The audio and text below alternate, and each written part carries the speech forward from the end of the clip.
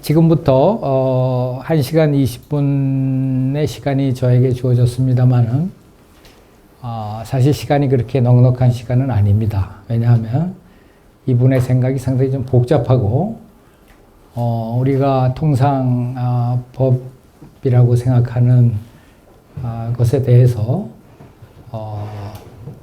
매우 좀 복잡한 설명을 하고 있기 때문에 혹시 법률의 전문가가 아니신 분들은 보충 설명이 좀 필요한 부분도 있고 또 법률의 전문가라 하더라도 우리와 다소 좀 다른 법제도랄까요? 법 체계를 좀 염두에 둔 측면이 있기 때문에 그런 점에서도 역시 또 보충 설명이 필요하리라고 생각합니다. 그래서 좀 부족한 시간이나마 그런 점들을 고려해서 여기에 텍스트로 여러분에게 지금 보여드리는 것 뿐만 아니라 조금 더 보충 설명을 할 필요가 있을 경우에 설명을 좀 추가하면서 진행하도록 하겠습니다. 이렇게 생기신 분입니다. 아까 여기에 그림에 나왔습니다만은 이 분이죠. 이 분인데 좀 흐릿하게 돼서 좀 잘 안 보였습니다만은 이 분입니다. 이 책은 이분이 쓰신 책은 아니고 이분이 자기의 비판자들에 대해서 일일이 응답을 한 그런 책인데 여기에 이 좀 비교적 좋은 인상으로 소개가 돼서 제가 이 책의 표지를 이 도킨의 그 모습으로 여기에 올려놨습니다.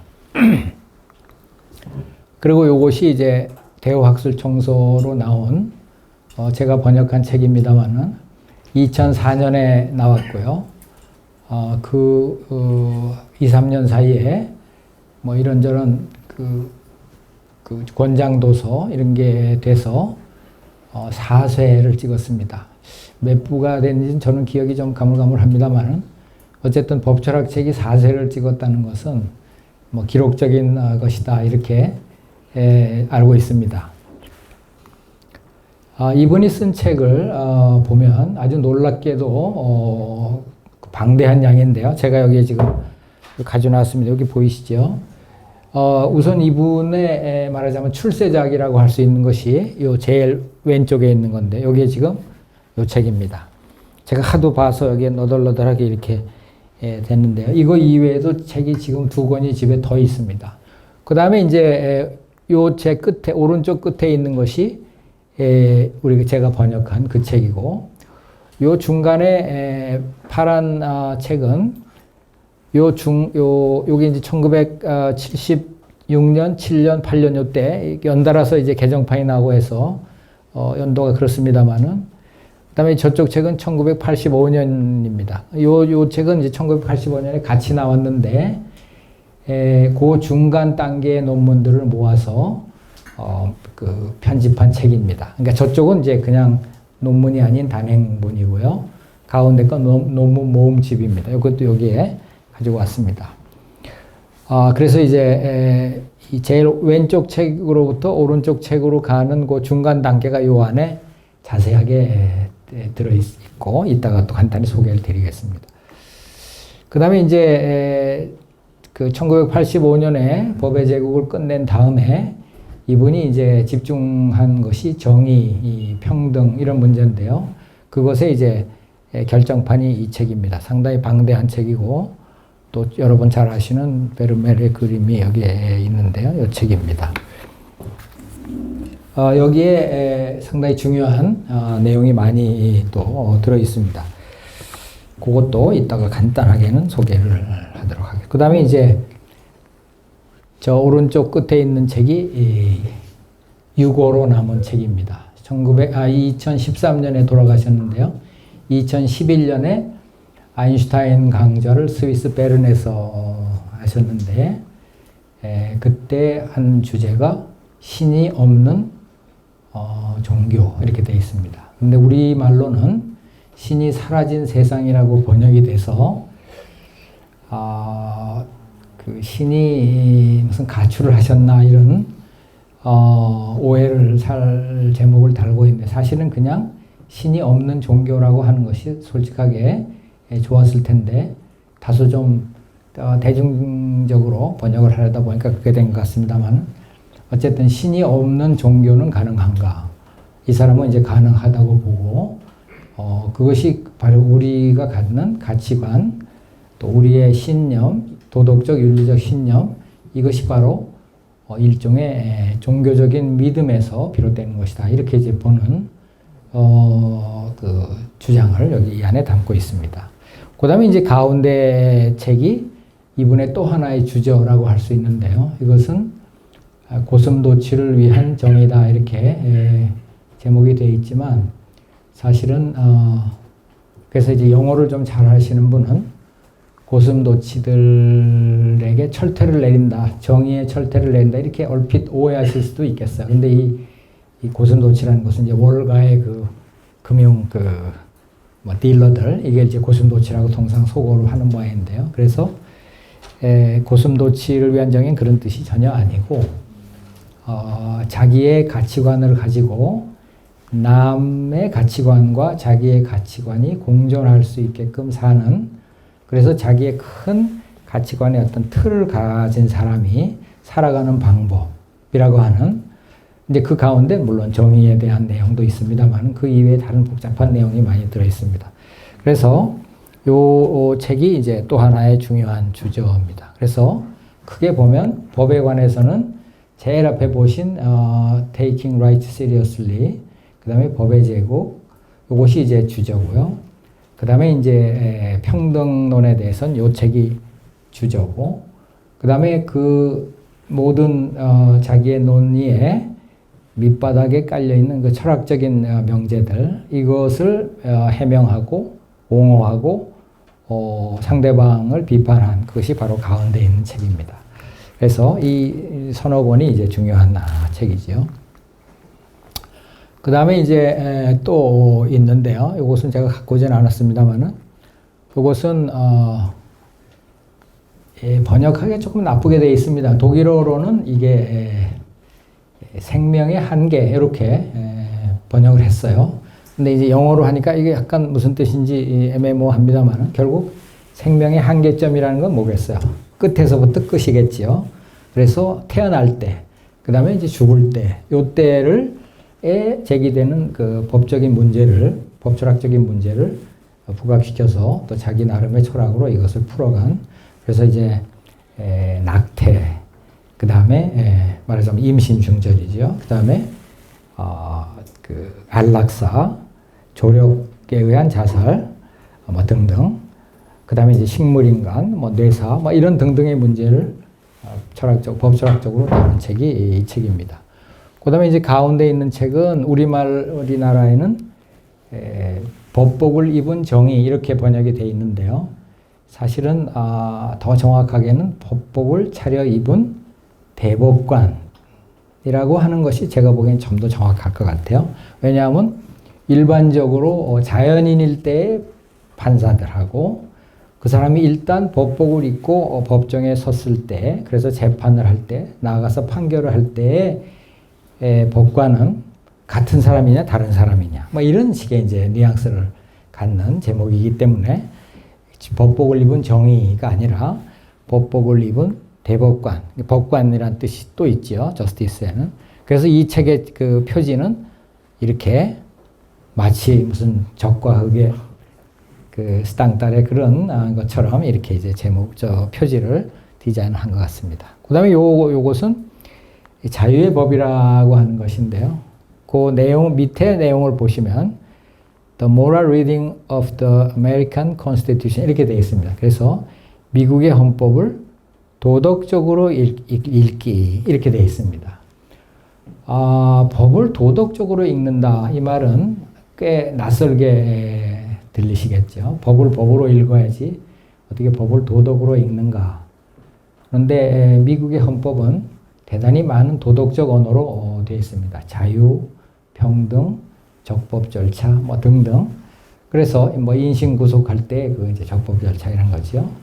그래서 이것을 과연 이 미국의 헌법이라는 것이 미국의 헌법의 기초자들, 예컨대 잘 아시는 무슨 토마스 제퍼슨이니, 무슨 존 제인이, 뭐 또 해밀턴이니, 뭐 이런 사람들이 생각했던 어떤 그 머릿속의 어떤 심리 상태가 과연 미국의 헌법인 것이냐, 아니면 오늘날 저 헌법이라는 텍스트가 통용되는 그것이 말하자면 그 문헌, 그것이 헌법인 것이냐, 아니면 다른 무엇이냐, 뭐 이런 것이 이제 문제가 되고, 바로 드워킨은 이 경우에 그 기초자들이 어떻게 생각했는가는 둘째 문제인 것이다 하는 이제 주장을 하고, 그 헌법이라고 하는 것이 갖는 어떤 도덕성, 이것은 우리가 그냥 도덕이라고 하는 것과는 다소 좀 다릅니다.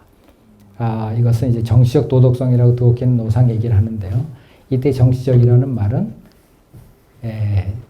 우리가 요즘 보는 그 정치의 여러 가지 난맥상을 의미하는 것이 아니라 우리가 공동의 존재로서 이 폴리스에 살 때 우리가 가져야 할 도덕성, 이런 뜻입니다. 그래서 political morality 이렇게 얘기하지만, 이때 political은 무슨 칼 슈미트나 이런 사람들의 무슨 정치적인 적과 동지를 구별하는 이런 뜻이 아니고, 폴리스에 살아가는 사람들이 가져야 할 도덕성, 이거를 말하는 것입니다. 그래서 바로 이제 그런 의미에서 모럴 리딩이라는 것은 미국 헌법에 대한 어떤 독자적인 하나의 학설이고, 또 종래에 일정 기간 미국 대법원이 취했던 그런 태도이기도 합니다. 그래서 바로 이것이 이제 드워킨이 갖는 생각을 자기의 그 기회 있을 때마다 피력한 것들을 다 모은 이런 글들입니다. 잘 아시다시피 미국에는 또는 뭐 영국에도 그렇고 그 지식인들이 꼭 봐야 하는 일종의 서평지들이 있습니다. 뉴욕의 경우, 미국의 경우에는 뉴욕 리뷰 오브 북스라는 무슨 매거진이 있고요. 그 다음에 영국에는 타임스 리터러리 서포먼트라는 것도 있고, 뭐 비슷한 제목의 것들이 몇 개 더 있습니다. 이래서 결국은 거기에 이제 근간 최근에 나온 책들을 소개하고 비판하고 그런 계제의 논쟁도 벌어지고 이제 이런 일들이 있는데, 드워킨은 특히 뉴욕 리뷰 오브 북스에 엄청난 양의 투고를 한 사람입니다. 그래서 그분의 그 글 중에 상당수는 거기에서 나온 말하자면 결실이지요. 저도 이것을 구독하고 있습니다만은 대체로 한 9페이지 정도, 그러니까 우리 A4로 출력을 해보면 한 9페이지 정도가 되게 9에서 10페이지 정도가 하나가 됩니다. 그러니까 요걸 한 2꼭지 정도 모으면 논문이 한 편이 되는 거죠. 9은 조금 작고. 그래서 그런 것들이 이제 계속 쌓여서 책이 되고 이렇게 됩니다. 그래서 이분은 기회 있을 때마다 글을 써서 뭐 우리나라의 어떤 논문, 신문 사설 주필 못지않게 엄청난 양의 글을 쓰신 분입니다. 자, 그럼 이제 지금서부터 본격적인 말씀을 좀 드리도록 하겠습니다. 자, 지금 여기에 저의 참 보잘것없는 말씀을 들으러 많은 분들이 오셨습니다만은, 과연 여러분들이 저한테서 기대한 것이 과연 뭐였을까 하는 것을 저는 이 주제와 관련해서 한번 생각해 봤습니다. 과연 법철학이라고 하는 것이 뭘 하는 것이냐. 여기에 이제 이렇게 제가 두 가지 선택지를 내놔봤습니다. 드워킨이 하는 말이기도 합니다. 이것이. 자, 우리 사회에 법이 있는가? 뭐 법이 당연히 있겠지요. 그럼 과연 그 법이라는 것을 어떻게, 아까 생명의 한계라고 얘기했습니다. 법의 한계는 그럼 어디서부터 어디까지인가? 여기서 법이 시작되고 저기서 법이 끝나는 이런 말하자면 그 전체적인 지형도를 그려주는 것을 여러분들이 기대하고 오셨는 것인지, 아니면 그 밑에 있는 것처럼 어떤 분쟁 사안이 있습니다. 예컨대 뭐 우리 겪었던 탄핵, 수도 이전, 뭐 많은 사회적으로 이슈가 되는 사건들이 있었죠. 이때 법이 뭔가, 이거를 여러분들이 알고 싶어 하시는 것인지, 지금 아마 여러분들은 후자 쪽에 조금 더 방점을 두실 가능성이 있겠습니다. 근데 문제는 그거를 대답하는 사람은 판사, 법관입니다. 그렇죠?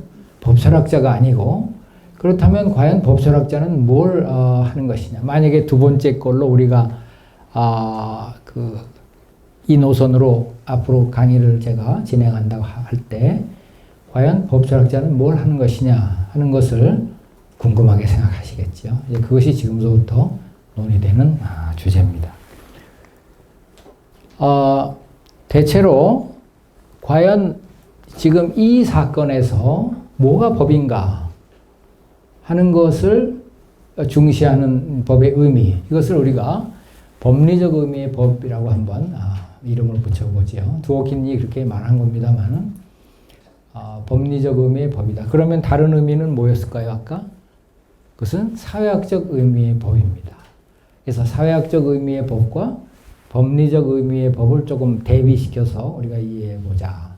우리 사회에 법이 있나? 당연히 있지. 이렇게 대답하겠죠. 그때 당연히 있지는 일단은 사회학적 의미의 법, 무슨 판사가 있고 법원이 있고 검찰이 있고 법의 집행이 있고 누가 무슨 미국의 어떤 회사에서 붙잡혀간 것처럼 이제 그런 식의 어떤 강제적인 어떤 조치가 있고 뭐 이런 것 등등. 이거 다 사회학적인 의미의 법이야. 이거를 유추해서 에스키모 사회의 법이 있었나 또는 무슨 인디안 호피족의 법은 뭐였나 뭐 이제 이런 것들이 사회학적으로 문제가 되고 또 로마에는 노예제도가 있었는데 과연 노예제도가 있는 법제도도 법제도라고 할 수 있나? 당연히 있다. 이렇게 얘기할 수 있겠죠. 이런 의미가 다 사회학적 의미의 법입니다. 자, 그런데 이제 법리적 의미의 법이다. 이 말을 약간 이해하시기 어려워하시는 분들이 있을 수 있기 때문에 제가 설명을 하나 드리고 넘어가겠습니다. 늘 겪으시는 문제입니다. 뭐 집을 사려고 계약을 했는데 이렇게 이제 계약을 했을 때 만약에 계약이 지켜지지 않아서 계약 위반 사태가 발생했다. 이 경우에 저쪽에서 손해가 발생했다 할 때 과연 어떻게 해야 이 사안이 정의롭게 해결되는가 한번 생각해 보시죠. 자, 내가 약속을 했어요. 이제 계약입니다. 계약을 했어요. 근데 계약이 깨졌어요. 뭐 깨졌다는 것은 이제 이행을 못했다는 뜻입니다. 뭐 계약을 해제했다는 뜻이 아니고 계약을 못 지켰어요. 예컨대 뭐 9월 며칠 날까지 돈을 1,000만 원을 주기로 했는데 못 줬어요. 그럼으로써 저쪽에 손해가 발생했습니다. 이때 이 사안, 이 분쟁 사안이지요. 이 사안을 어떻게 해결해야 이 사안이 정의롭게 또는 법대로 해결되었다라고 얘기할 수 있겠나? 그럼 여러분들은 당장 그 민법 제 몇 조의 뭐 내용이 뭐야?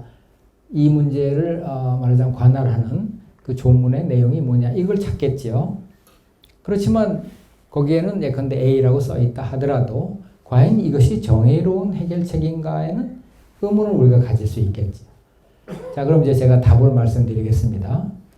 우리가 계약이 깨졌죠. 불이행됐을 때 이 사안을 해결하는 우리 법의 규정은 이렇게 되어 있습니다.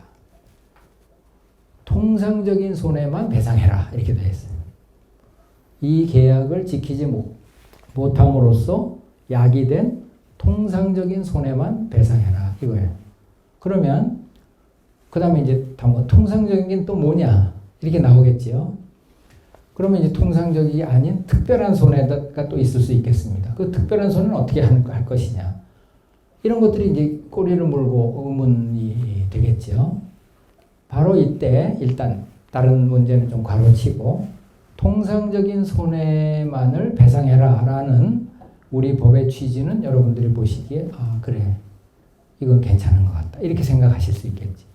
그러니까 계약이 깨져서 예컨대 1,000만 원을 못 줌으로써 저 사람도 또 누구에게 1,000만 원을 줘야 되는데 이걸 못 주게 됐고 그래서 이자 부담을 하게 됐다. 그럼 이자에 대해서 배상을 한다.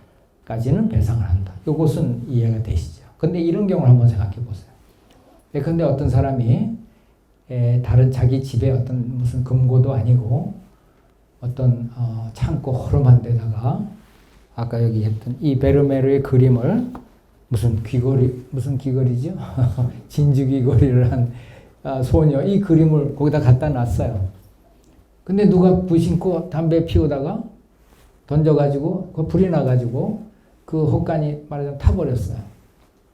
근데 이 베르메르의 그림은 예컨대 1억이다. 그럼 이 사람이 1억을 배상, 그 헛간의 가격은 말하자면 한 300만 원이다. 이렇게 보면, 이 과실로, 불을 내서 이 베르메르의 그림을 태우게 실화를 한 이 사람은 얼마의 배상을 해야 될까요? 이런 것들이 이제 법에서 문제가 되는 거죠. 그래서 이런 건 이제 이 특별한 사정에 의한 손해입니다. 그렇다면 이제 특별한 사정에 의한 손해는 우리 법에서는 어떻게 규정하고 있나? 그것은 그 가해자가 그 특별한 사정을 알거나 알 수 있었을 때 안 한다. 그렇게 돼 있어. 그럼 결국 아까는 통상이었고 이번에는 특별한 사정은 알거나 알 수 있어. 물론 이것은 이제 불법행위의 문제입니다만 이제 계약 불이행으로 제가 그냥 억지로 이렇게 유출을 한 겁니다. 어쨌든 이렇게 해서 결국 우리 법은 그런 대로 정의롭게 이 문제를 해결하고 있는 것 같아요. 따라서 이제 법률의 규정이 일단 있으면 이거는 나름 정의를 실현하고 있는 것이다. 그러니까 여러분들이 늘 정의란 무엇인가 이걸 찾으시지만 결국 구체적인 법률 문제에서 그 해결책은 정의로워야 됩니다. 어떻게 해야 정의로운 것이냐? 그것은 이제 같은 것은 같게 하라든가 다른 것은 다르게 해야 된다든가 각자에게 그의 것을 줘야 된다. 이렇게 다소 좀 추상적인 문구로 되어 있습니다만 어쨌든 이것이 구체적인 경우에 지금 계약 위반 여기에서는 이런 식으로 정의로운 해결책을 얻고 있어요. 그래서 일단 이제 법률가가 되면 바로 이런 실증주의적인 인식을 하는 것이 보통이 됩니다. 그래서 우리 법이 지금 어떤 내용이냐 그대로 가자.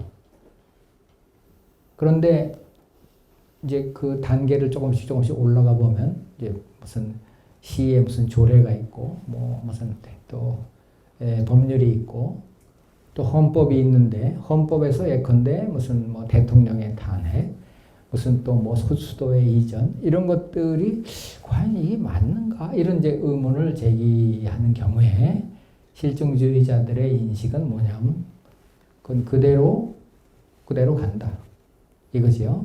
여기 이제 많은 그 의문이 있으시겠지만 조금 있다가 또 다시 자세히 나오니까 이것이 이제 법실증주의적인 인식입니다.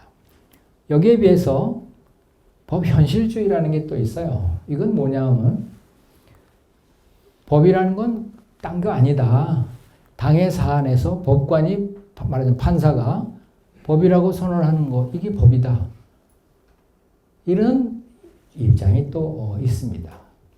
여러분 깜짝 놀라시겠죠? 이 법이라는 게 판사를 규제해야 되는데 판사가 규제받지도 않고 제 마음대로 하는 게 법이다? 이런 식의 얘기를 할 수 있나? 이렇게 이제 말씀을 하시겠지만 이런 입장이 있었어요. 지금은 그 세가 많이 꺾였습니다만. 그럼 이제 여기에 제가 자연법과 같은 것은 얘기를 하지 않았습니다. 그것은 법은 도덕적이어야 하기 때문에 어떤 구체적인 내용에서 다 그 도덕성이 발현돼야 된다. 이게 이제 자연법의 입장인데 드워키는 그 입장과 약간 비슷합니다. 따라서 지금 여기 있는 두 개의 이 입장과는 완전히 대비되는 말하자면 반대되는 그런 입장이죠. 그래서 이제 드워킨의 입장은 쭉 우리가 앞으로 볼 것이고 이 두 입장을 간단하게 한번 보도록 하겠습니다. 지금 법현실주의라는 그 지금 좀 뜻밖의 얘기 이것은 두 패턴이 있어요. 하나는 미국의 법현실주의고 하나는 스칸디나비아의 법실증주의입니다. 이것을 주장한 사람들은 각각 요 끝에 있는 요 왼쪽 사람이 올리버 웬들 홈스라는 아주 유명한 미국의 대법원 판사입니다. 그리고 요 사람은 스웨덴 출신으로서 스칸디나비아 법현실주의를 창설한 헤거스트렘이라는 법학자지요. 아주 그 두 인물들이 한 인물들 한 게 나와 있는데요. 여러분, 제가 뜻밖의 얘기를 하나 드리겠습니다. 바로 여러분 잘 아시는 셜록 홈즈는 이 사람을 모델로 한 겁니다. 그래서 이름이 홈즈예요. 그리고 되게 셜록 홈즈 영화에 보면 그 배우들이 되게 이 사람 비슷한 사람을 캐스팅하고 있어요. 그 이유가 바로 이 홈즈가 셜록 홈즈의 말하자면 오리지널 형태였기 때문에 그렇습니다. 그래서 마치 이 홈즈는 우리가 지금 좀 뜻밖의 얘기를 들어서 저 사람 좀 이상한 사람 아니야 이렇게 생각하실지 모르겠지만 미국의 법률의 그 현실을 너무도 절박하게 깨닫고 이거를 말하자면 그 개선하려고 했던 그런 사람이고 이 사람이 이제 연방 대법관으로서 냈던 그 소수 의견은 그 후에 얼마 지나지 않아서 다수 의견이 돼서 이 사람의 의견이 관철되는 이런 역사를 겪었습니다. 이 얘기가 이제 위에 있는데요. 자, 이걸 한번 보시죠. 미국의 법 현실주의는 그 전 세대인 그 미국의 교육 방법으로서 잘 안 보입니다만 케이스 메소드라는 이름으로 알려진 그런 교육 방법이 있었습니다. 이건 하버드에서 창시가 됐는데요. 이 하버드에서 남북전쟁 이후에 학교로 막 몰려 들어오는 이 젊은 학생들을 가리키기 위해서 나름의 조직적인 교육 방법을 모색했습니다. 그래서 나온 게 이제 이 케이스 메소드고 이 케이스 메소드라는 것은 예컨대 무슨 A 대 B라는 미국의 판례를 학생들에게 미리 다 공부하고 오게 해서 학생들에게 묻습니다. 지금 A 대 B 사건에서 원고의 주장, 사건의 내용은 뭐였나? 원고의 주장은 뭐였나? 피고의 주장은 뭐였나? 어떻게 서로 공격 방어를 했나? 그래서 결국 판결은 어떻게 내렸나? 그 판결의 문제점은 뭐고? 다수 의견은 뭐고? 소수 의견은 뭔가? 이렇게 해서 학생들이 자기가 공부를 함으로써 그 판결이 어떻게 형성되어 나갔는가를 체득하게 하는 이런 교육 방법이었어요. 이것이 케이스 메소드입니다. 그리고 이것은 미국이라는 나라의 또 영국도 마찬가지입니다만 법이 바로 이 A 대 B 사건에서의 그 판결이 바로 법이 되는 그런 독특한 보통법의 구조를 갖고 있기 때문에 이것이 가능했었던 것이죠. 그래서 이제 이렇게 하버드에서 그런 교육 방법을 택해서 한 20-30년간 교육을 했습니다. 그랬더니 어떤 결과가 나왔나 하면 학생들이 이제 그 방법을 다 알고 있기 때문에 대법원 판례만 외우는 겁니다. 유명한 사건들. 민법 시간에 틀림없이 이걸 공부할 거야. 미리 그걸 다 공부해서 다 외우고 있어요. 그러면 다른 말하자면 그와는 조금 삐딱한 사건이 발생하면 어떻게 되냐? 그건 모르는 거죠. 그 다음에. 이렇게 되니까 학생들에게 이렇게만 가르쳐서는 안 되겠다 하는 생각을 이제 미국의 법학 교수들, 법학자들이 이제 인식하게 되었고, 그래서 나온 것이 바로 법현실주의입니다. 그러니까 법현실주의는 처음 보기엔 굉장히 라디칼한 생각인 것 같지만 학생들로 하여금 사회 현실을 봐라. 지금 우리나라에서 통용되는 법이 대법원의 법이 아니고 대법원 판결의 법이 아니고 하급심법원에서 이렇게 판결을 했는데 물론 다르지요. 내용이. 판결했는데 상소하지 않아서 그대로 확정돼 버렸기 때문에 이게 지금 법인데 학생들은 이것만 외우고 있다 이거지요. 그래서 이거를 봐라. 이렇게 이제 얘기를 한 것이죠. 그러니까 법은 당연히 판사들이 얘기하는 것인데 더군다나 하급심 판사가 얘기해서 그것이 확정된 경우에는 이게 법이다. 정신 차려라. 이게 법인 줄 알고 그렇게 말하자면 생각하지 마라. 이렇게 이제 했던 생각이 바로 이 미국의 현실주의였습니다. 그러니까 이 홈즈는 생긴 그대로 굉장히 샤프하게 그 미국의 현실을 포착해내서 미국의 법학교육을 바로잡는. 그러니까 미국의 법사상은 미국의 법학교육 제도와 긴밀하게 연결돼서 갑니다. 지금 이제 나중에 도어킨도 보겠지만 비슷한 생각을 이분도 하고 있어요. 자, 아무튼 이렇게 해서 미국의 법현실주의는 그런 역사적 배경을 가지고 나왔는데 그것은 이제 그 한 2, 30년 이렇게 미국 법학계를 주도하다가 그 후에 이것이 좀 사그러들었습니다. 그 사그러들은 이유는 미국의 법 현실이 이제 매우 안정돼 가기 시작했다는 거죠. 그리고 특히 유엔이나 그 전에 그 League of Nations, LN, UN, 그 다음에 그 밖에 수많은 무슨 유네스코, WHO 등등 수많은 국제기구가 미국을 말하자면 기반으로 해서 창설이 되고, 그러니까 이제 법과대학 졸업생들을 여기로 보내야 되는 문제가 생긴 거죠. 이러니까 이거 옛날식으로 교육을 해서는 안 되겠다 해서 대학에서 다 그 태세를 또 바꿉니다. 특히 이제 예일 대학에서 이런 태세를 전환해서 교육을 시키기 시작했고, 그것을 우리가 LSP라고 얘기합니다. Law, Science and Policy 이렇게 해서 LSP라고 하고, 거기에 비해서 하버드에서는 비슷한 그 프로그램 변경이 이른바 과정학파로라는 이름으로 나와서 법이라는 것이 그냥 하나가 아니고 여러 과정이 있다. 입법과정, 행정과정, 사법과정이 있고, 또 입법과정에 있어서는 말하자면 교육 목표가 좀 달라야 돼. 이것을 주로 가리킬 때는. 또 행정과정 마찬가지고 사법과정. 그래서 이 과정별로 다르게 우리가 가리켜야 되기 때문에 그 교육 방법이 옛날같이 돼서는 안 됩니다. 이렇게 해서 계속 교육 방법을 바꿔나갔습니다. 근데 우리나라의 로스쿨 제도는 그건 뭐였나? 이것은 그냥 바꾼 거지. 네? 이건 그냥 바꾼 겁니다. 그냥 일종의 체제를 그냥 무너뜨린 거예요. 그래서 내가 아까 말씀드린 드워켄에게 물어봤습니다. 우리나라에서 지금 로스쿨 제도를 하려고 하는데 선생님 어떻게 생각하십니까? 그랬더니 드워켄이 한마디로 그냥 칼로 일도 양단을 해줬습니다. 그거는 경제 문제다. 너희 나라 이거 감당할 자신 있냐? 경제적으로. 그러니까 생각해 보시죠. 남자들은 나이가 들면 군대를 가야 돼요. 군대 갔다 와서 대학 졸업하고 그 다음에 로스쿨 3년 하고 사회 나가면 한 30대 중반이 되면 이 사람의 말하자면 일생의 그 사회에 기여하는 또는 뭐 독자적으로 생활할 시간이 얼마나 됩니까? 그러니까 우리나라의 이런 이 뭐랄까요? 좀 그 고비용 저효율 시스템, 이것은 상당한 문제를 안고 있습니다. 과연 우리가 이걸 다 감당할 수 있을지는 의문입니다.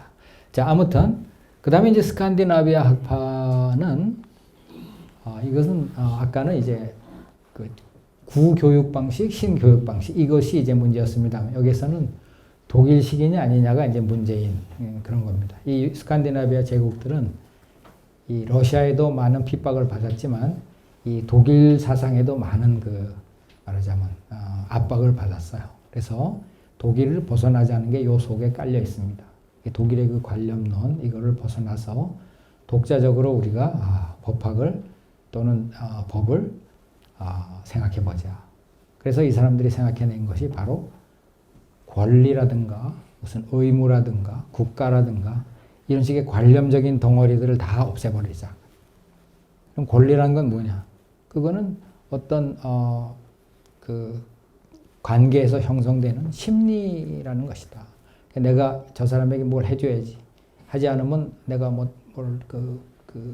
제재를 당하게 된다. 뭐 이런 식의 심리 현상이라는 걸 매개로 해서 법을 보자는 식의 생각을 했습니다.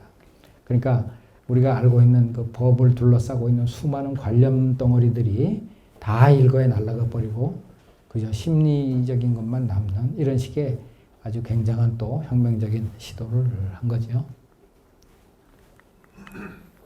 자, 이 두 분은 생긴 것답게 그런 어마어마한 일을 사실은 저질렀습니다. 자, 그러면 이제 드워킨은 과연 법실증주의에 대해서는 어떤 비판을 했는가? 또 이제 법현실주의에 대해서도 비판을 했겠지만 우선 법실증주의에 대한 비판이 우선 이제 전면에 부각되어 있기 때문에 이것을 먼저 보도록 하겠습니다. 드워킨은 여기에 지금 보시는 이 권리 존중론, taking right seriously, 여기서 이제 아주 치열한 비판을 했고, 실증주의에 대해서. 또 법의 제국에서는 또 다른 방향의 비판을 했습니다. 그래서 그 비판의 방향을 이쪽을 이제 구조법이 어떻게 구성되어 있는가 하는 이런 측면에서 비판을 했다면, 법의 제국에서는 법이 어떻게 해석되는가 하는 측면에서 비판했습니다. 이 두 번째는 약간 이해가 잘 안 되시겠지만 조금 이따 설명을 드리도록 하겠습니다. 그리고 이 법실증주의를 비판할 때 주된 타겟이 됐던 사람이 바로 HLA 하트라는 사람인데요. 이 사람은 영국의 옥스퍼드 대학의 법철학 교수였고, 드워키는 이 사람이 퇴임을 하고 나서 그 자리를 이어서 옥스퍼드 대학의 법철학 교수가 된 사람입니다. 그것이 1969년이죠. 자, 아무튼 이 하트의 이론을 지금서부터 간단히 보고 드워킨의 이론이 과연 이 점을 어떻게 비판했는가를 보겠습니다. 하트는 법을 규칙의 체계로 파악을 했습니다. 그러니까 법이라는 건 뭔가? 그것은 마치 축구나 야구나 무슨 테니스나 또는 바둑이나 하는 것처럼 규칙들로 쭉 이루어진 것이다. 이건 직관적으로 이해가 돼. 아, 법은 규칙이 맞지요. 그런데 규칙을 단순하게 그 규칙들 이렇게만 본 것이 아니라 규칙에는 나름의 구조가 있다. 그 구조는 어떤 구조인가? 우선 우리가 제1선에서 아까 얘기한 무슨 그 계약 불이행 때의 처리 방법, 그 하나의 규칙이라고 얘기할 수 있겠지요. 그래서 통상의 손해대로 배상해라.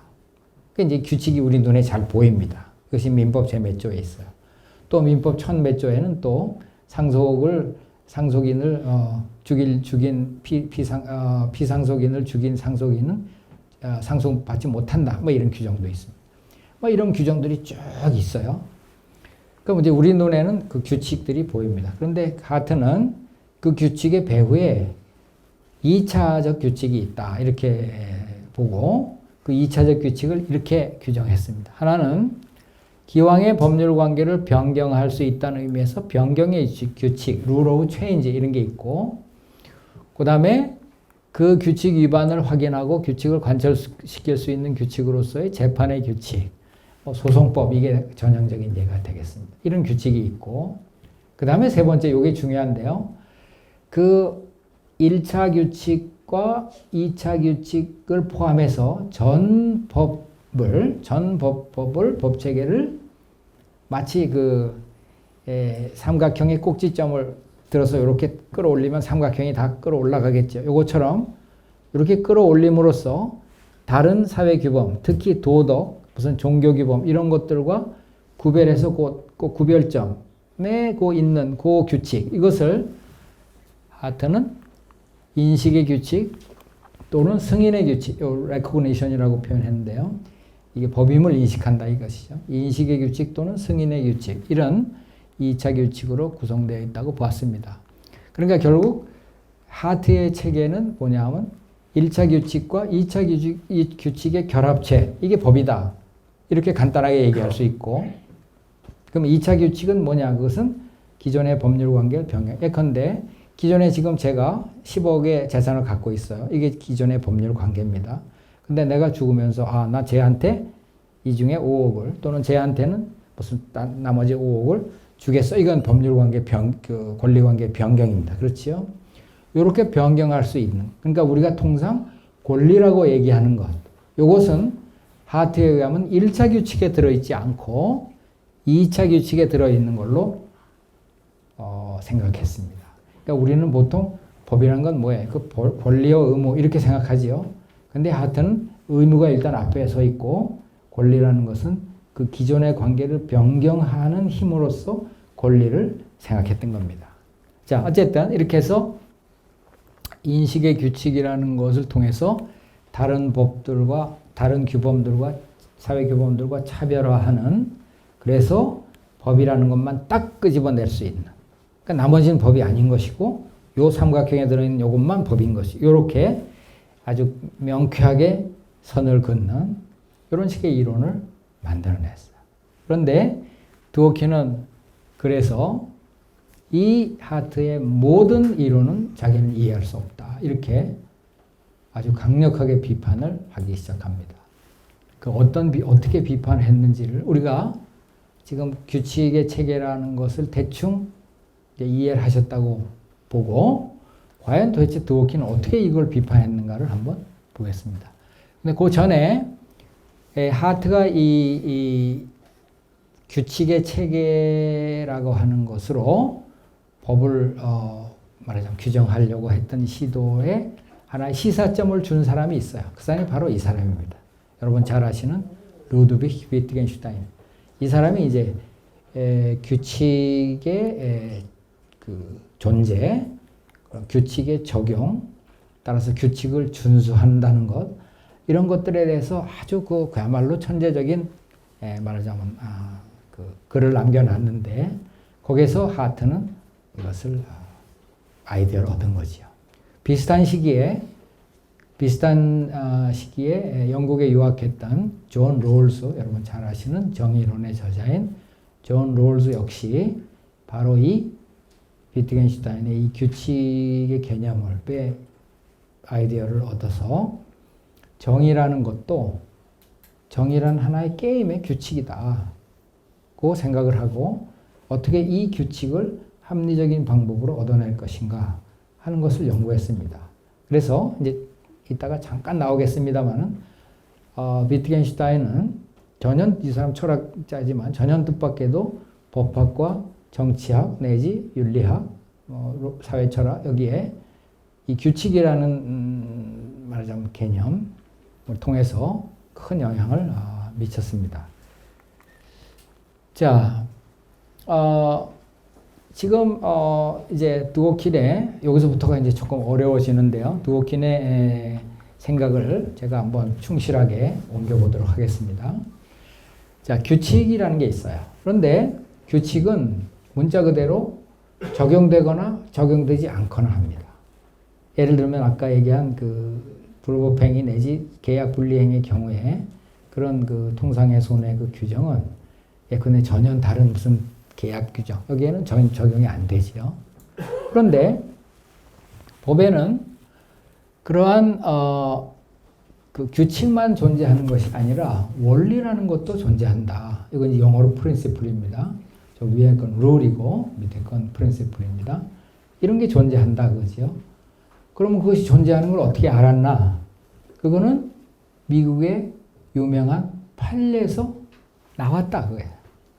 판례에서 어떻게 나왔냐? 이런 겁니다. 지금 아까 말씀드렸습니다마는 상속을 할 할아버지를 상속을 받을 손자가 죽여버렸어요. 왜? 빨리 상속을 받으려고. 여기에 사연이 있습니다.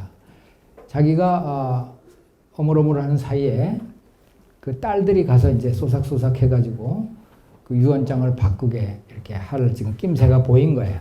그러니까 이 손자가 할아버지를 죽임으로써 바로 자기가 상속을 받게끔 이렇게 이제 말하자면 그 일을 꾸민 거지요. 그랬더니 이제 죽었어요. 할아버지는 죽고 그 손자가 나한테 이제 재산을 내놔라 이렇게 소송을 했더니 법원에서는 이거 이상한데 이렇게 된 거지요. 그 당시 이게 뉴욕에서 있었던 사건입니다만 뉴욕의 법에 의하면 상속인이 손자가 피상속인 할아버지를 죽이면 상속을 받지 못한 이런 규정이 없었어요. 그러면 이 지금 현재의 법 상태 말하자면 규정의 내용대로 하면 할아버지를 죽여도 상속할 수도 있는 거죠. 왜? 금지하는 규정이 없으니까. 따라서 이제 손자의 변호사는 그렇게 주장해요. 변호인은 그렇게 주장했어요. 그런데 법원에서는 뜻밖에도 이렇게 판결했습니다. 누구도 자기 자신이 저지른 불법행위를 통해서 이득을 얻을 수 없다. 이런 명제를 내세워서 이 손자에게 상속을 거부했습니다. 그 손자는 이렇게 얘기할 수 있겠죠. 그런 법이 어디 있었느냐? 이때 법원에서는 그건 우리 법이 오랜 동안 가지고 있었던 정신이다 이런 거예요. 말하자면. 그러니까 규정이 없는데도 여러분 뜻밖의 얘기일 겁니다. 규정이 없는데 그게 법이 된 거예요. 자, 바로 이제 이것이 두오키니 차관한 하나의 예입니다. 뭐 이거 이외에도 여러 개가 있습니다만, 바로 이쪽 예측에 써 있어요.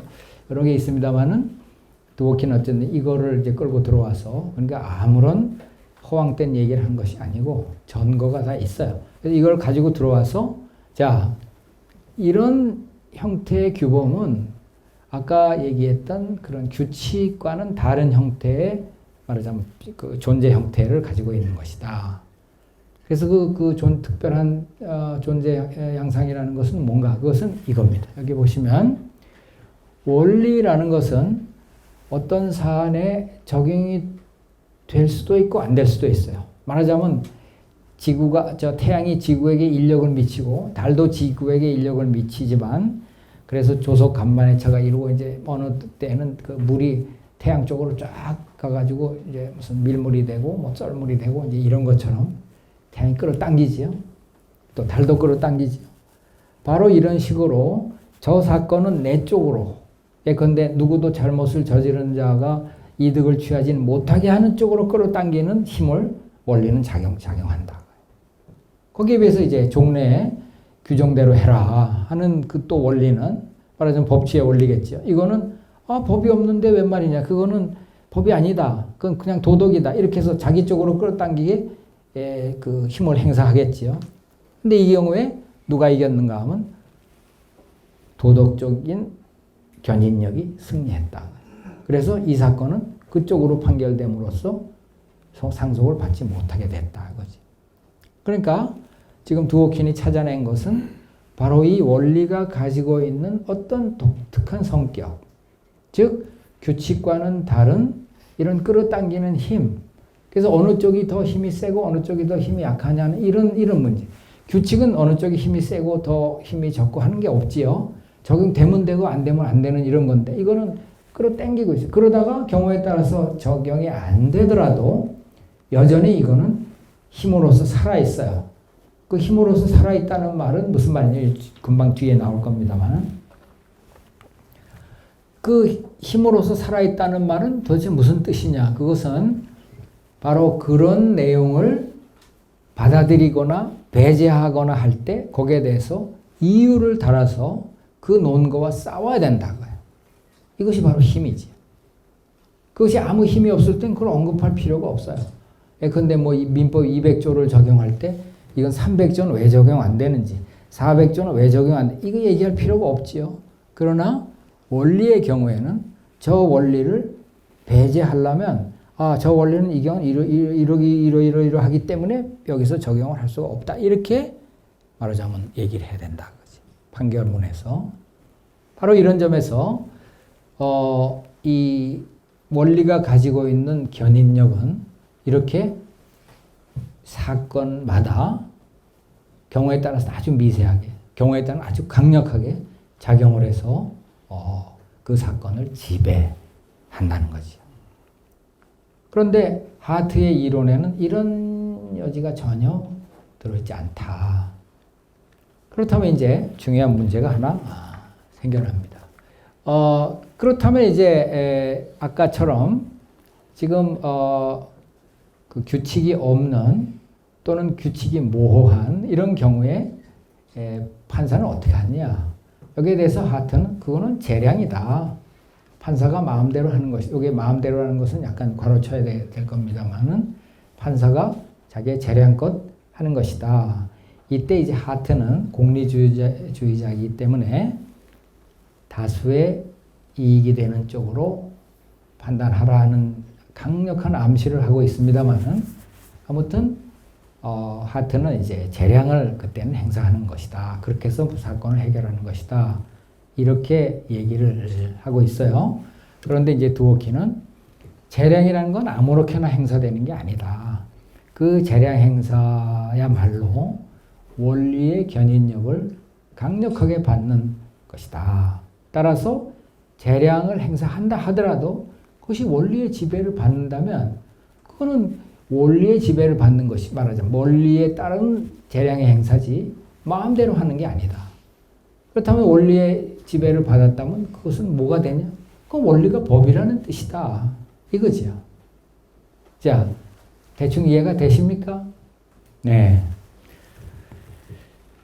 그래서 결국은 이제 이렇게 드워킨의 요지는 바로 이겁니다. 근데 이제 저는 하나 더 여러분들의 이해를 위해서 설명을 좀 드려보면, 자, 판례가 바뀌는 경우가 있어요. 그렇죠? 그럼 판례가 예를 들면 A라는 판례가 있었는데 왜 갑자기 이 판례가 죽고 B라는 판례, 그와 반대되는 B라는 판례가 나오느냐?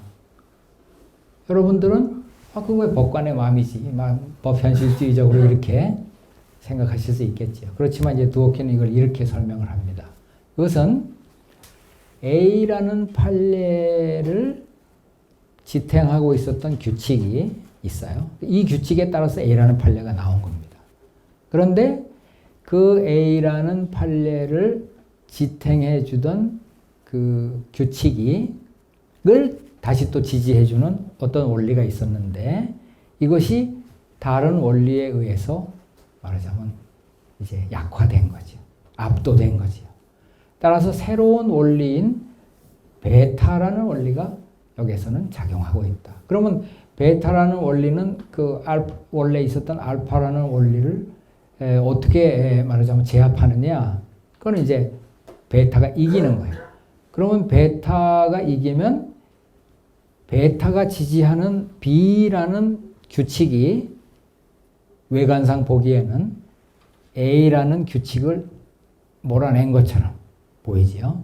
그러나 사실은 A라는 규칙과 B라는 규칙이 싸운 것이 아니라 알파와 베타라는 원리의 대립이 있고 이것이 베타가 승리함으로써 A는 이제 멀어졌다고요. 물론 이것도 죽은 건 아니에요. 멀리 가 있을 뿐이고 당장은 지금 베타가 득세를 한 것이다. 이렇게 설명을 합니다.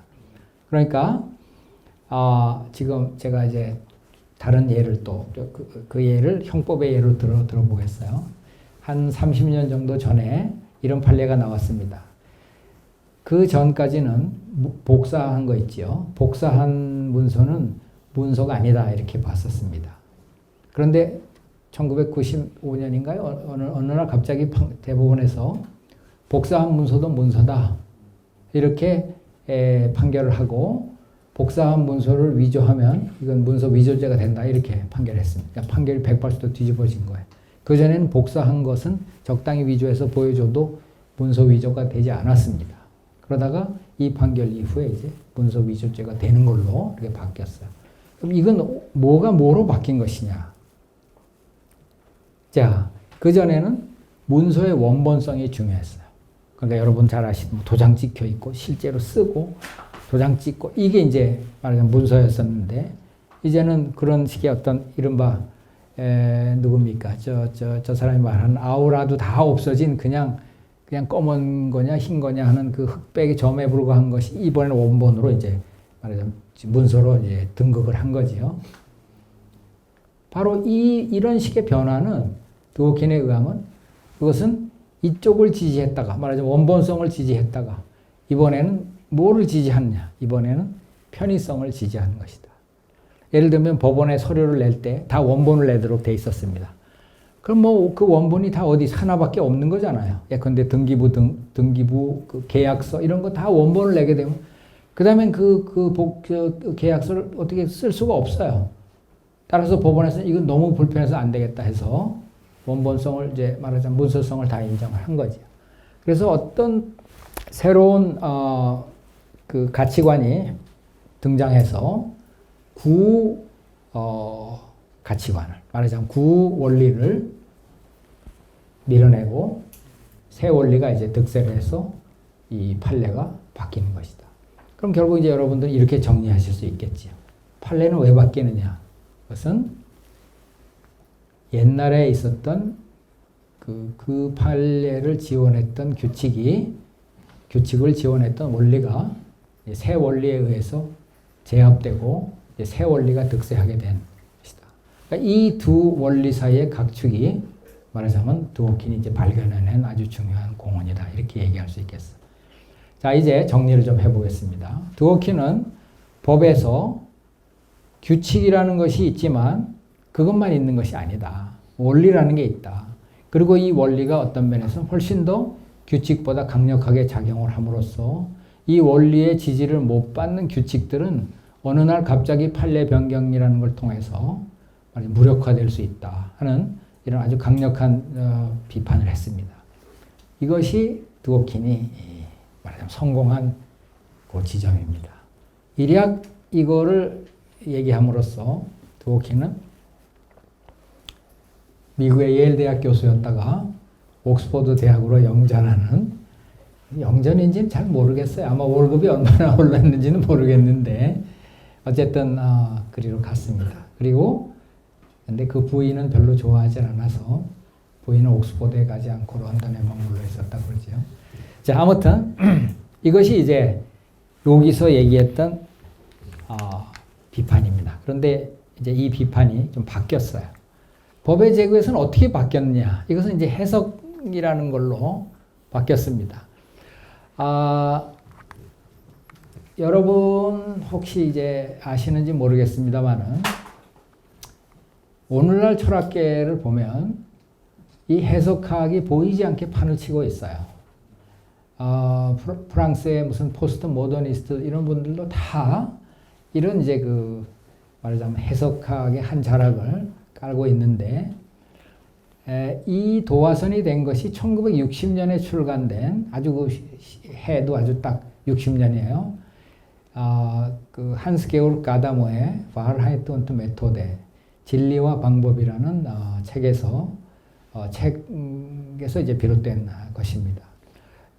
뒤에 가다모가 얼굴이 나오겠습니다만은 이분은 1900년에 출생을 했어요. 그리고 1960년 딱 60살 되는 해에 진리와 방법을 냈지요. 이 진리와 방법이 바로 이 철학적 해석학, 필로소피컬 헤메노이틱스라고 하는 이것을 이제 전 세계적으로 유행하게 만든 것인데요. 이것 때문에 독일에서도 그렇고 지금 우리는 영미의 맥락에서 얘기를 하고 있습니다만 독일에서도 바로 법학을 이 해석학적으로 말하자면 재해석하는 시도가 상당히 활발하게 일어났습니다. 시간이 되면 그것도 기회 있으면 말씀드리겠고요. 사실 이 철학적 해석학은 그 훨씬 전에 1927년에 하이데거가 존재와 시간에서 이 다자인, 이른바 인간의 현존재라고 얘기하는 인간을 분석하는 중요한 틀로 이 해석학적 구조, 인간은 해석학적인 존재다 이렇게 이제 말하자면 생각을 함으로써 유명해졌는데 사실은 이 철학적 해석학이라는 것은 훨씬 전에 한 100년 이상 전에 슐라이에르마하나 딜타이나 뭐 드로이젠이나 이런 역사학자들, 성서 해석학자들 이런 분들이 이제 이 기본적인 그 바탕을 놓았고요. 그것이 이제 그 후에 점차 발전을 하면서 해석 방법론으로서의 해석학에서 철학으로서의 해석학으로 말하자면 심화되고 이 철학으로서의 해석학이 바로 가다모와 하이데거가 한 그런 작업입니다. 그리고 이제 그 후에 하버마스 같은 사람에 의해서 비판학으로 이것이 더 심화됩니다. 그러니까 크게 봐서 방법으로서의 해석학, 철학으로서의 해석학, 비판학으로서의 해석학 이렇게 이제 크게 갈래가 갈립니다만은 어쨌든 그 드워킨은 바로 그 중간 단계인 철학으로서의 해석학을 수용을 함으로써 그 이제 해석학적인 관점에서 법이론을 다시 재구성하게 됩니다. 우선 사람들 얼굴, 요게 하이데거, 왼쪽에 있는 게 하이데거고요. 저쪽에 있는 게 가다모입니다. 하이데거는 가다모의 선생이었죠. 그 사람이 존재와 시간을 발표한 건 1927년입니다. 가다모는 60년이고, 그 시간차가 꽤 되죠. 드워킨은 해석학적 선회라고 우리가 얘기를 합니다만은, 인간의 이해는 백지 상태에서 이루어진다는 데카르트적 로크적 인식을 수용하지 않고, 인간의 이해를 이끄는 것은 일정한 선이해가 있고, 여러분도 아마 많은 선의를 가지고 오늘 오셨을 거예요. 법의 제국이라는 게 뭐 좀 괜찮다는 얘기를 들었는데 무슨 얘기를 하나 들어보자. 뭐 이런 거죠. 이런 선의가 없으면 그게 뭐야? 그러고 그냥 여기 안 오셨을 거야. 근데 약간의 선의가 있으니까 저의 말도 지금 상당 부분은 수용을 하시고 이해를 하시고 물론 이해 안 되는 부분도 있으시겠습니다만은 자 그런데 이 이해는 선의에는 데카르트나 로크는 이거를 오해로 이끄는 나쁜 길이다 이렇게 생각을 했었는데 이제 가다마는 그거는 나쁜 길로 이끄는 게 아니라 인식의 전제 조건이다. 그게 있어야 인식이 되는 거다. 이렇게 이제 필요 조건으로 이거를 나쁜 조건이 아니라 필요 조건으로 이렇게 이제 했고 부각시켰고 이때 이해 해석은 선이해와 이해의 해석학적 순환에 의해서 이루어진다. 이게 이제 중요한 것이죠. 그래서 하이데거는 이제 인간은 뭐 하는 존재냐? 그런데 돌을 보자. 이것도 존재이면 틀림없는데 이 돌이 스스로를 이해하려고 하느냐. 그런데 인간은 스스로를 이해하려고 한다. 이 두 개의 존재론적 차이다 이것이. 그러면 이제 인간이 스스로를 이해하려고 하는 이것이야말로 어떻게 이해하느냐 이건 둘째치고 스스로를 이해하려고 하는 것이야말로 그것은 인간의 존재 방식이다. 그치? 간단한 데서 착안해서 큰 철학이 되는 겁니다. 자, 어쨌든 이렇게 해서 이제 그런데 해석학적 순환이라는 것은 또 잘 안 나오네요. 평면적인 원운동이 아니고 그냥 빙글빙글 돌아서 제자리 걸음하는 것이 아니고 나사의 회전과 같은 전진하는 운동이다. 이때 전진은 인식적으로 전진하는 거예요. 그러니까 처음에 이건가? 그러다가 다시 텍스트를 보고 또 이건가? 다시 텍스트를 보고 이러다 점점 인식이 앞으로 나가서 이거구나 하는 쪽으로 가는 거지요. 바로 이것이 해석학적 순환이라는 기제를 통해서 인간이 인식에 도달하는 길이다. 이렇게 이제 철학적 해석학은 해명을 한 거지요. 자, 그러면 이제 드워키는 어떻게 얘기했나 보겠습니다.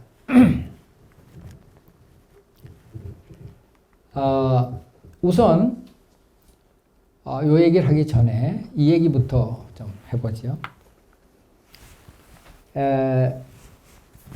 지금은 이런 낭만이 다 없어졌어요.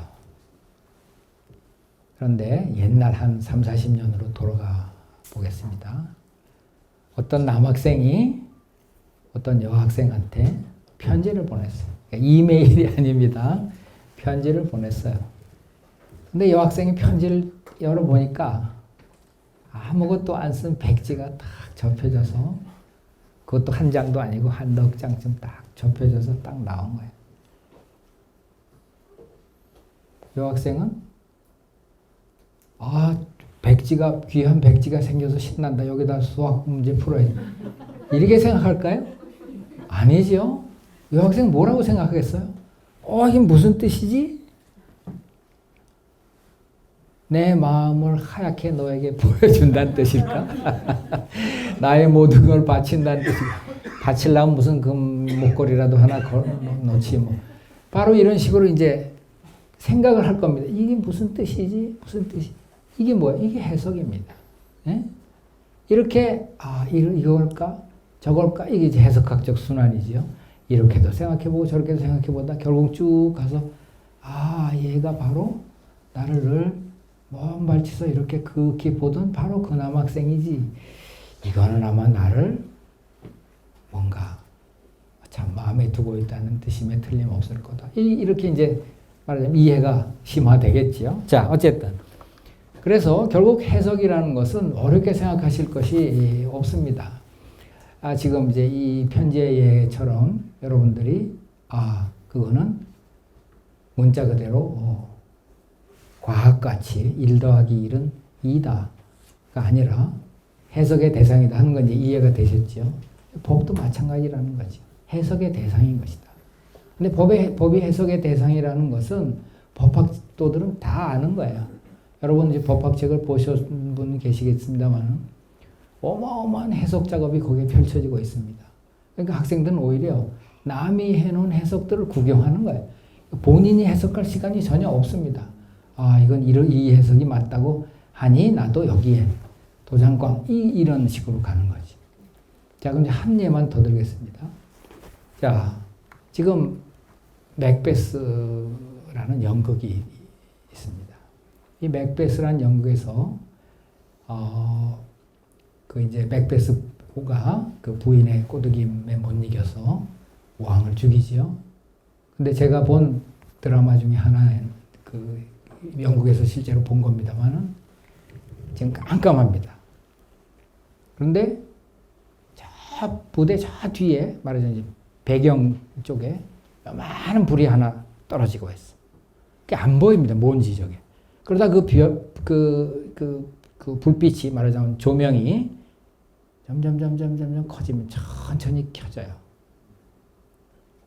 그런데 거기에 피 묻은 손이 딱 보입니다. 그러면 결국은 관객들은 어떻게 이해하겠어요? 아, 왕을 죽였구나. 이거지요? 그 왕방에 들어가서 조용하고 있다가 깜깜해진 다음에 손이 하나 딱 보이는 거예요. 자, 이거는 셰익스피어가 쓴 작품에 이렇게 돼 있지 않아요. 죽인다, 뭐 퇴장, 무슨 이렇게 아주 무미건조한 지문만 있습니다. 그런데 연출가가 그렇게 연출한 거예요. 그건 뭐예요? 그건 그 연출가가 맥베스의 그 장면을 그렇게 해석한 겁니다. 이렇게 해석해야 맥베스의 극적 효과가 나올 것이다. 또 뭐 베니스의 상인 마찬가지, 뭐 마찬가지, 다 마찬가지. 바로 해석 작업이라는 것은 바로 우리가 살아가면서 굳이 무슨 문학이냐, 뭐 연극이냐, 무슨 법이냐 이런 걸 따지기 전에 어마어마하게 많은 해석 작업을 우리가 하면서 살아요. 그렇지요? 그건 이제 더 구체적인 예는 끝날 때쯤 해서 다시 한번 드리겠습니다만 어쨌든 그렇게 해서 드워키는 법이라는 건 바로 이 해석이고 법학도 또는 법 철학도 바로 해석이다. 그래서 드워키는 철학은 철학을 해석한다 이렇게 얘기를 하고 동시에 따라서 법 철학도 법 철학을 해석한다. 그러니까 법 철학이 하나일 필요가 없는 거예요. 다 여러분들이 다 법 철학을 가질 수 있는 겁니다. 자, 어쨌든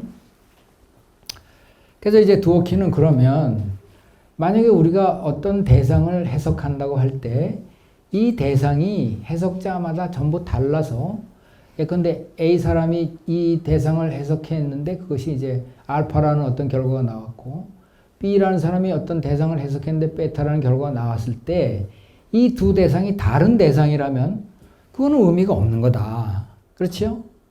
여기 마치 뱅크라는 말이 영어가 있는데 이걸 어떤 사람은 은행으로 해석을 하고 어떤 사람은 강의 뚝으로 해석을 해서 이게 강의 뚝이라는 뜻도 있죠. 이렇게 하면 이건 해석이 아니라 그건 딴 소리 하는 거지요.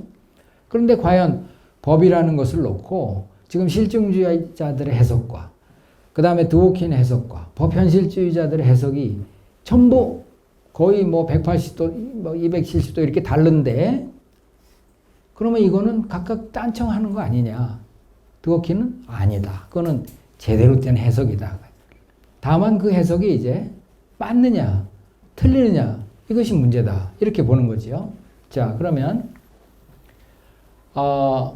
그래서 바로 이제 실증주의자들의 생각은 법이라는 것, 또 법이 구체적으로 쓰는 무슨 불법행위, 뭐 계약, 뭐 등등 이런 것들이 다 의미론적으로 다 수렴하기 때문에 우리는 바로 요 법, 즉 실정법, 말하자면 재정법으로 제시된 요것만 알면 된다 라고 하는 식으로 생각하는 것이 실증주의자들인데 과연 의미론적 독침이라는 게 있느냐, 아니 의미론적 수렴이라는 게 있느냐를 한번 보자.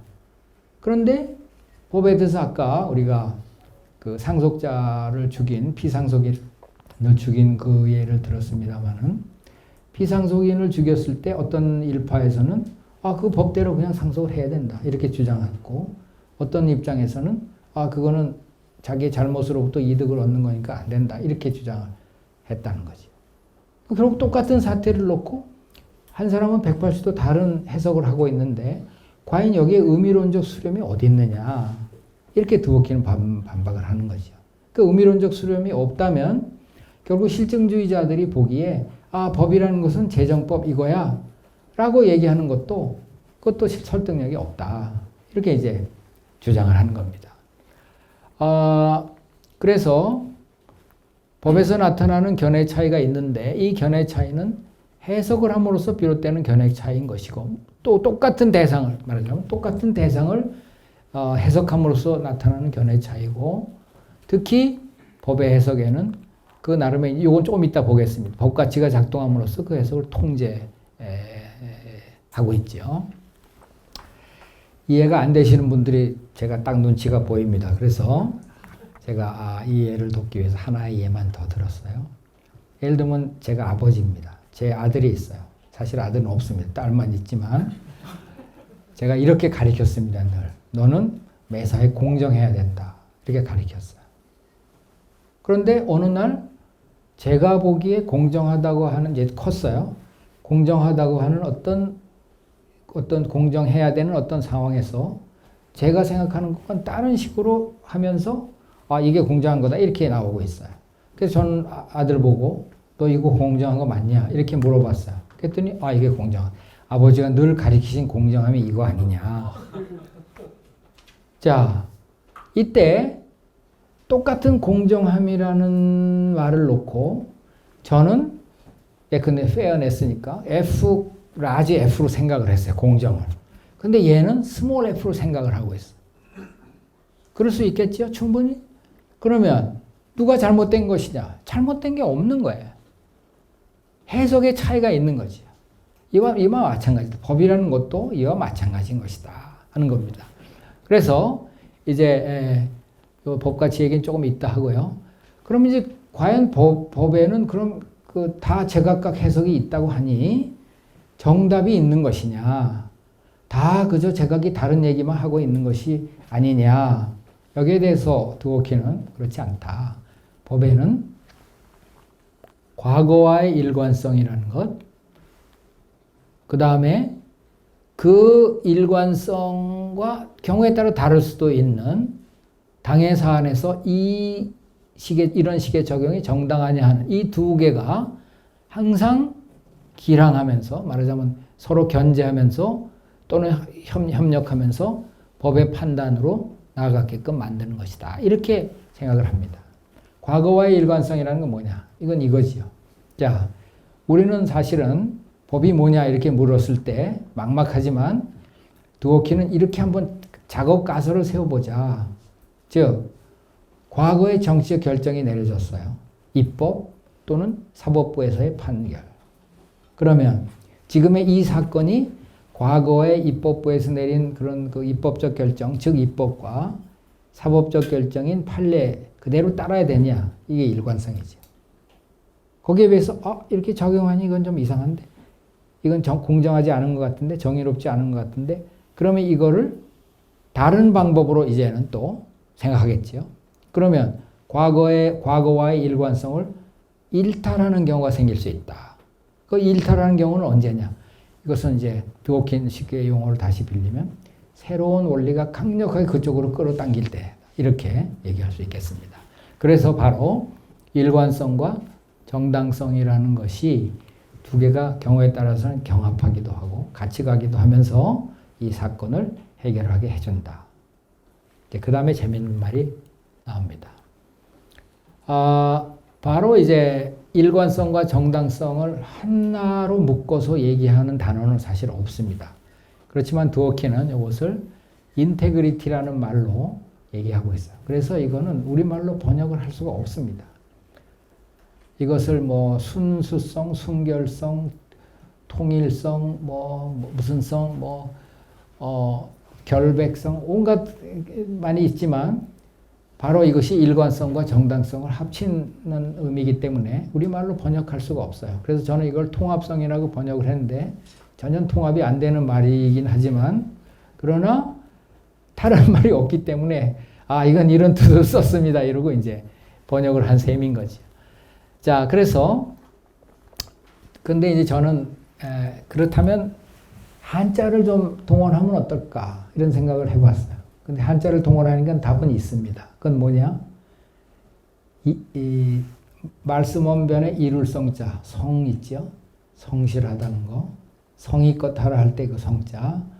이것이 가장 가까운 뜻인 것 같습니다. 그래서 여기에는 과거와의 일관성을 늘 생각하면서도 이게 맞나 하는 걸 너 정성을 다해서 생각하라. 이것이 바로 판사들, 법률가들이 갖는 의무다. 정치적 책임이다. 이걸 잘못하면 어떻게 되냐? 너희들은 국가가 준 힘으로 불의를 저지르는 거다. 이 그 성이라는 이거를 잘못 휘두르는 경우에 그것은 공적 불의가 저질러지는 것이다. 라고 아주 두오키는 무시무시한 조언을 합니다. 그러니까 여기 혹시 법률가 계실지 모르겠습니다만 법률가들이 잘못한다는 것은 뭐예요? 그것은 공적으로 불의를 저지르는 겁니다.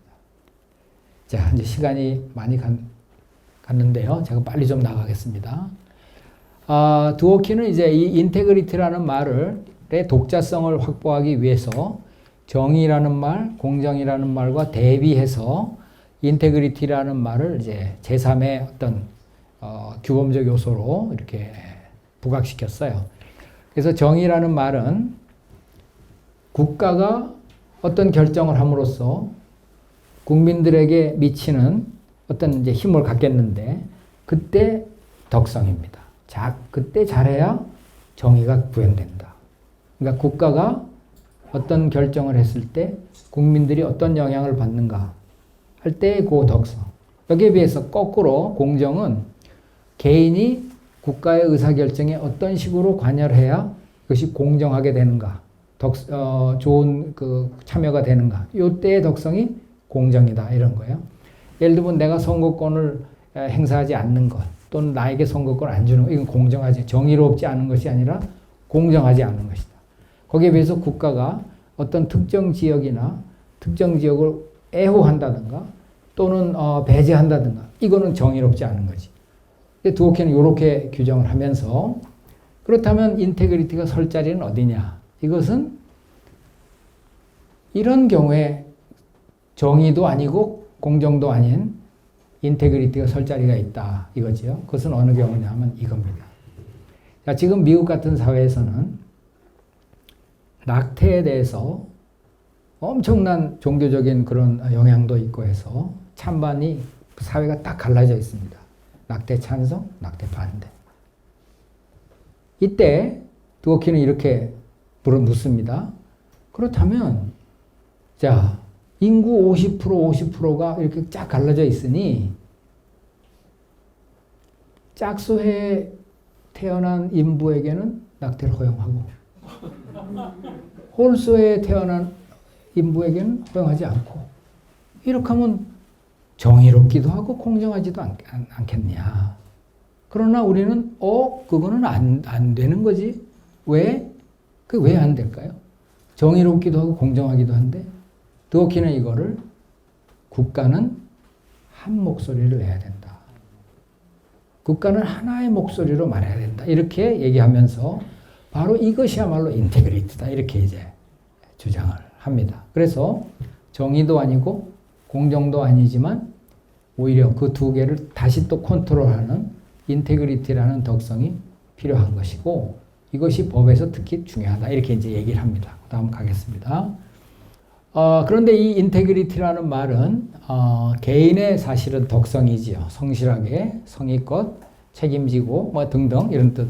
그런데 이것을 이제 개인의 덕성에서부터 슬쩍 이제 사회적 덕성으로 조금씩 가다 보면 이렇게 얘기할 수도 있겠습니다. 자, 남이 나의 가치관과 똑같이 살라고 기대하기는 어렵지요. 그러나 남에게 너가 그런 가치관을 갖고 있다면 그 가치관대로 살아라. 그런데 경우에 따라서는 그 가치관을 갖고 저런 얘기를 하고 또 그 가치관을 갖고 이런 얘기를 하고 이러지는 말아라. 이렇게 한다면 그것은 비난할 수 있다. 이겁니다.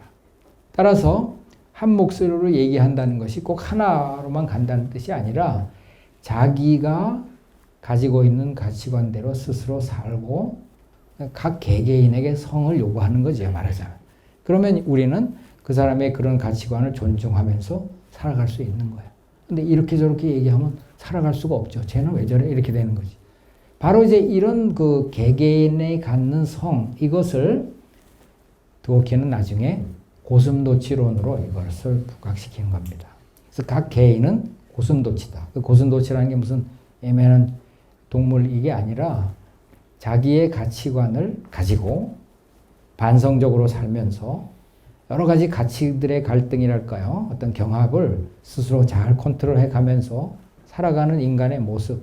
이게 바로 성입니다. 그리고 고슴도치입니다. 자, 고슴도치의 모습을 그래서 책에서 이렇게 아주 이쁘게 했지요. 근데 우리는 다 고슴도치다 이제 이런 뜻인 겁니다. 그리고 자, 그래서 관행주의에 이제 이렇게 자기의 인테그리티론을 세워놓고 드워킨은 관행주의에 대한 비판하고 실용주의에 대한 비판합니다. 결국 관행주의에 대한 비판은 아까 얘기한 것과 비슷한 비판이에요. 즉 어느 단계에 가서 법의 그 규정이 불분명하거나 없거나 모호하게 됐을 때 판사들은 그 법 규정을 다 제치고 제 마음대로 나갔냐, 제 마음대로 나가서는 안 된다는 거지요. 결국 인테그리티에 따라서 가야 된다. 이런 주장입니다. 또 법현실주의에 대해서도 이것이 이 법현실주의라는 것이 또 법실용주의라는 것이 이제 지금 이 시점에서 장래를 향해서 좋은 쪽으로 판단을 해야지 과거에 얽매이지 마라. 그런데 이렇게 판단을 하면 사람들은 국가가 한 목소리로 얘기하는지 여러 목소리로 얘기하는지 혼동돼서 살아갈 수가 없게 됩니다. 그렇죠? 자, 오늘은 이게 좋은 것 같아. 그래서 이렇게 판결하고 내일은 저 정책이 좋은 것 같아. 이렇게 판결하고 그 다음엔 또 저렇게 이렇게 되면 국민들은 살 수가 없습니다. 따라서 법 실용주의 내지 법 현실주의도 결국 이 인테그리티라는 그 덕성에 걸리기 때문에 받아들일 수 없는 것이다.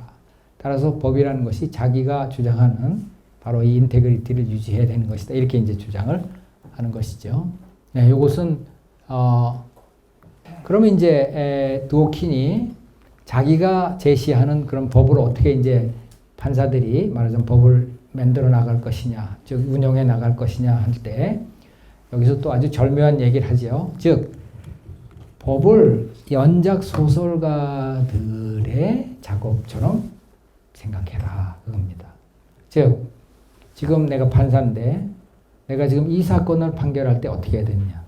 과거에 판사들이 쭉 해놓은 또는 입법이 쭉 해놓은 이것들을 다 검토하고 그래서 그것과 일관성 있고 또는 정당성에 약간 문제가 있을 때는 정당성을 보완해서 판단하고 이것을 다음 작가에게 물려주는. 그러니까 이 어느 시점을 딱 끊어도 그것이 과거와의 연속성과 정당성을 유지하는 형태의 판단이 되도록. 그래서 그 다음도 마찬가지고 그 다음도 마찬가지고. 이렇게 연쇄 소설, 연작 소설의 작가처럼. 그럼 결국 그 작가 판사는 한편으로는 소설가지만 다른 한편으로는 평론가입니다. 그렇죠? 과거의 것들을 전부 평론가의 시각에서 검토를 하고 자기가 여기에 덧붙이는 이것은 새로운 얘기지만 결국 전체 스토리의 하나의 마디가 된다. 이렇게. 이전에 이 책에서는 그 얘기를 이 seamless web이라고 표현했습니다. 그것은 이음매 없는 천으로 쭉 천을 짜가듯이 하는 것이다. 근데 이 책에서 또 다른 표현도 보이는데 그것은 이제 비트겐슈타인도 그 비슷한 얘기를 했습니다만 여러 조각의 그 실들로 엮어서 짜가는 밧줄이다. 그래서 그 밧줄에는 빨간색 실도 있고 노란색 실도 있고 있지만 그것들이 쭉 다 엮여져서 하나의 밧줄로 쭉 그래서 하나의 목소리로 쭉 나아가는 그 밧줄로 이어가는 것. 이것이 이제 법률가 판사의 작업이다. 이렇게 얘기를 했습니다. 그리고 이제 그때 그 해석은 어떠해야 되는가에 대해서 이게 이제 중요합니다. 앞장의 것을 최선의 것으로 해석한다. 즉 지금 판결이 내려져 있는 여러 그 선례들을 최선의 것으로 즉 기왕의 입법에도 잘 부합하고 또 그것이 정의도 가장 잘 실현시키고 공정성도 잘 실현시키고 등등의 그런 전체적인 것을 엮어서 최선의 것이다 라고 얘기할 정도로 돼야 이것이 정답이다 이렇게 얘기할 수 있다는 거죠. 그러니까 정답이 이거다. 예컨대 무슨 함수처럼 fx는 무슨 x제곱 어쩌고 해서 답이 딱 이게 아니라 이런 식의 다소 좀 복잡한 작업을 통해서 판사의 머릿속에서 이루어지는 작업이 바로 정답이 된다. 이렇게 얘기를 한 겁니다. 그러니까 이제 여기서 정리할 것은 해석은 어떻게 이루어지느냐. 그 자기가 해석하는 대상을 그 장르의 최선의 것으로 만드는 작업. 이것이 해석 작업이고 또 그것이 그 해석 작업의 정답이다. 그러니까 정답은 있다 이겁니다. 그러니까 여러분 지금 쭉 들으셨겠으면 저 경우에 정답이 있겠나. 제각각 다 얘기를 하는데 이렇게 생각하시겠지만 과연 어느 것이 최선의 답이냐. 자, 지금 이제 아까 넘어갔던 그것으로 다시 돌아가 보겠습니다. 과연 이 경우 여러분들은 어떻게 이제 이 정도의 인트로덕션을 하셨으니까 자, 이 사건을 한번 보시겠습니다. 이게 1905년인가에 있었던 사건인데요. 자, 제과공이 있습니다. 여기에 사주가 있어요. 말하자면 무슨 파리바게뜨 사장이 있어요. 여기에 노동시간에 관한 계약을 맺는데 지금 우리는 뭐 8시간도 안 된다 이렇게 얘기를 하고 있지만 이 당시에는 1900년대 초니까 하루에 10시간 이상 또는 주 60시간 이상의 노동시간을 약정하는 것을 금하는 베이커리 액트라는 법이 있었어요. 근데 이것이 미국 그 연방 대법원에서 적법 절차 위반된다고 판시했어요. 그런데 이 경우 이거 무슨 뜻이겠어요? 잘 보세요. 노동시간을 약정하는 걸 금합니다. 이게 법이에요. 그런데 이게 헌법에 위반된다. 그러니까 결국 뭐예요? 이 법은 안 된다 이거지요? 그럼 뭐예요? 노동자들이 10시간 이상, 60시간 이상 노동해도 된다 이 얘기예요. 자, 그러면 이 사안에서 경합하는 원리는 뭐겠습니까? 하나는 계약 자유의 원리가 있죠. 내 몸은 내 마음대로 쓰는 거는 내 마음이야 이거죠. 거기에 비해서 사람의 생존권은 보장돼야 돼. 저러다 죽어 이렇게 되겠죠. 결국은 계약 자유의 원리와 노동자들의 생존권 이 두 원리가 지금 충돌하고 있는데 연방 대법원에서는 계약 자유의 원리에 손을 들어준 겁니다. 그렇지요? 그럼 이제 여러분들은 지금 이 시점에서 어떻게 생각하실 것이냐. 저건 지나친 거다. 저 때는 계약 자유의 원리가 없어져야지가 아니라 계약 자유의 원리가 한 걸음 물러서라. 이렇게 되겠지. 계약 자유의 원리가 죽을 수는 없어요. 그렇지요? 계약 자유의 원리가 한 걸음 물러서고 이 경우에는 생존권 보장의 원리가 우위에 놓여야 돼. 이렇게 되겠지. 바로 이것이 드워킨이 얘기하는 바다. 이제 대충 이해가 되실 겁니다. 그러니까 판례가 이런 식으로 말하자면 연방 대법원이 이런 식으로 판결을 했지만 지금 여러분들의 생각엔 저건 잘못된 판결 이렇게 되겠지. 그러니까 여러분 법률가가 아니더라도 잘못된 거다라는 생각을 하실 수 있게 된 거다. 제가 그나마 짧은 인트로덕션을 해드림으로써 자, 그래서 이제 드워킨의 중요한 얘기는 대체로 다 했습니다. 이제 그래서 여기에 요 말씀을 제가 이제 그때 해제에서도 썼습니다만은 법이란 개개의 규칙, 원리의 목록이 아니다. 우리의 삶을 지배하는 공직자나 그의 권한의 목록으로 다 하는 것도 아니다. 예컨대 헌법재판관의 권한이 여기서부터 여기까지. 누가 여기서부터 여기까지. 이게 아니다. 법의 제국은 영토나 권한이나 절차에 의해서 정의되는 것이 아니라 태도에 의해서 정의된다. 이 태도가 도대체 뭐냐? 왜 이렇게 애매모호한 말을 썼겠나? 그것은 가장 넓은 의미의 정치에 대한 해석적, 성찰적 태도. 이 정치라는 것도 아까 말씀드렸듯이 무슨 칼 슈미트루의 그런 것이 아니라 우리가 공동하여 살아가는 삶에 대한 성찰이라는 거지. 법의 태도는 해석적 정신을 가지고 과거에 대한 올바른 믿음을 유지하면서 더 나은 미래로의 최선의 길을 보여주는 원리를 법적 실천에 제시해 주는 것을 목적으로 한다. 그것은 박애의 태도이다. 이때 박애는 자유평등 박애인 프랑스 혁명의 그 구호인데요. 이거를 이 사람은 이렇게 해석합니다. 이 박애를 바로 자유주의와 공동체주의의 논쟁 중에 양자의 합일점으로 이렇게 보고 있습니다. 그러니까 박애의 태도고, 그것은 우리의 계획, 이익, 신념이 각기 다름에도 불구하고 어떻게 우리가 공동체에서 결속을 이루고 살고 있는가를 보여주는 표현이다. 이것이 우리가 되고자 하는 시민, 우리가 갖고자 하는 사회 공동체에 대해서 법이다. 자, 대충 이제 이해가 되시죠? 오랜 시간 경청해 주셔서 감사합니다.